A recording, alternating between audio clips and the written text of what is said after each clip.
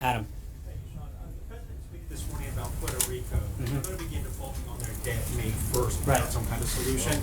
There are millions of investors in the United States, senior citizens, who may not be aware that they hold funds within muni bond mutual funds that expose them to a default in Puerto Rico. Is there anything the White House should do or the administration can do, one, to safeguard those senior citizens and their investments, and two, to prevent an increase in cost to states and municipalities that may have to pay more to borrow when they access the muni bond market if Puerto Rico defaults? Right. I think there's the issue itself is extremely complicated in the sense that the president's tweet and the president's discussion revolves around the continuing resolution to fund our government. Our government needs to be a continuing resolution effective this Friday. The president has done everything possible, worked extremely hard with Congress to ensure that we maintain the government open, keep the government open.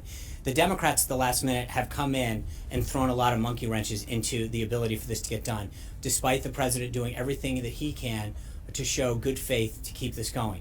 So it's not just a question of they keep moving the goalpost. And the issue right now is to make sure that we do what's in the best interest of this country and our people by keeping the government open.